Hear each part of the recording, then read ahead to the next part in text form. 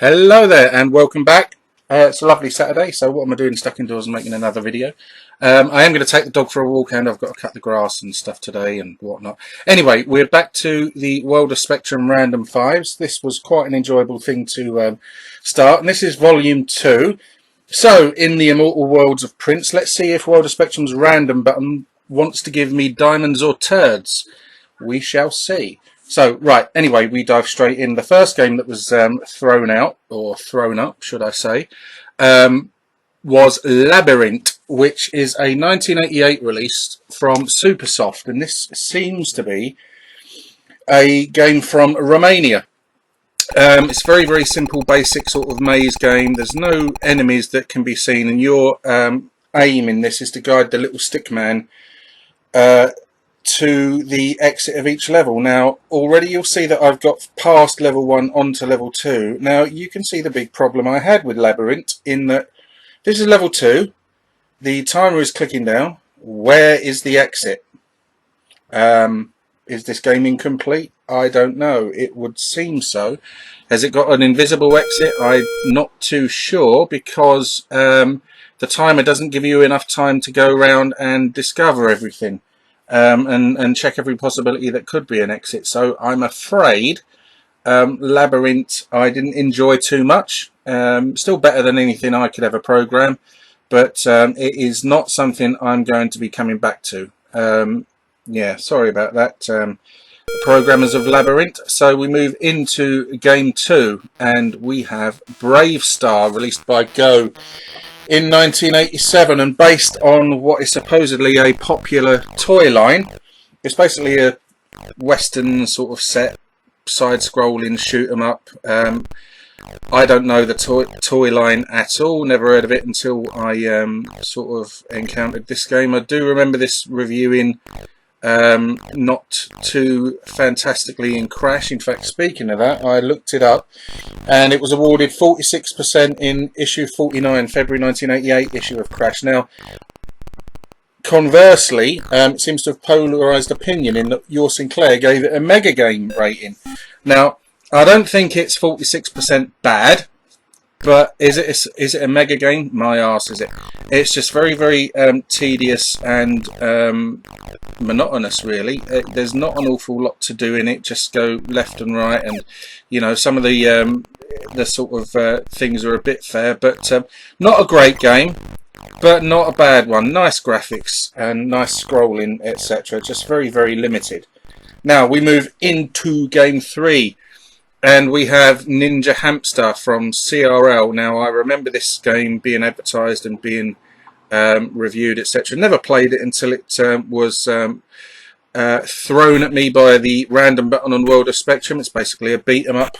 You are the Ninja Hamster, and you've got to defeat a myriad of other. Now, that's either the world's largest hamster, or that's the world's smallest monkey that's that we're fighting there. Crash gave this 62% in the August 1987 issue, and your Sinclair October 87 rated it 8 out of 10. I think both of those are hugely optimistic. I found Ninja Hamster to be quite a boring game. It's not a sort of brilliant addition to the beat-em-up genre. Yeah, okay, the graphics are fairly nice when the protagonists are far apart from each other, but as soon as they move together, I mean, the attribute clash is pretty spectacular. Not a great game, animated well, etc. I won't be returning to it though. There are far better beat-em-ups available for Spectrum. So that was game 3. We go to game number 4, which is a homebrew game by the look of things. It's a 2010 release from Retroworks. And it's called Teodoro Can't Fly, and it's from Spain. Now, what is it with our Spanish cousins and their beautiful looking but extremely hard games? This game looks fantastic. It really is, has got wonderful character and charm about it. But as I said, you know, it's really, it probably isn't really difficult. And my woeful gameplay inadequacies are brought to the fore yet again. But I found, you know, this, if ever there was a game that required jumps, etc., to be pixel perfect, it's this one. But having said that, there's an awful lot good about Teodoro Can't Fly. that I suggest you check out. I mean, again, look at the sort of graphics, etc. You know, it's really nicely presented. There's very little, if no, colour clash at all, and we all know what the Spectrum's problems surrounding colour clash and that were. But again, I keep saying this every time I uncover one of these sort of like homebrew games. The fact that people still, years, decades after the Spectrum's release, still want to write games for it is brilliant. And I take my hats off to Retro Works for that. And we move to the final game, which is the one that I enjoyed the most.